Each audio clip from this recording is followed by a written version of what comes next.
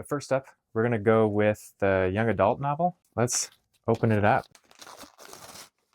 Oh my goodness, fantastic. Skyward by Brandon Sanderson. Next up, we'll do a mystery thriller. And if you notice, there's some from a couple different genres, and that's because I tried to read at least a little bit from a couple different genres. All right, what do we have here?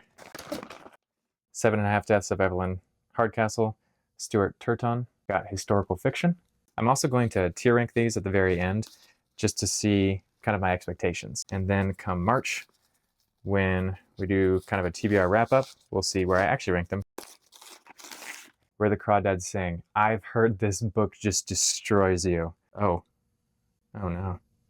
Next up, we have a classic. Oh my goodness. A Christmas Carol by Charles Dickens. So I actually proposed to my wife at a play of Charles Dickens' A Christmas Carol, and we go every year now. It's one of our traditions. And I realized I'd never actually read the story. It's just such a heartwarming story, and I can't believe I've never read it before, but I am so excited. Next up, let's see what it is. I mean, look at that. Those are just folds.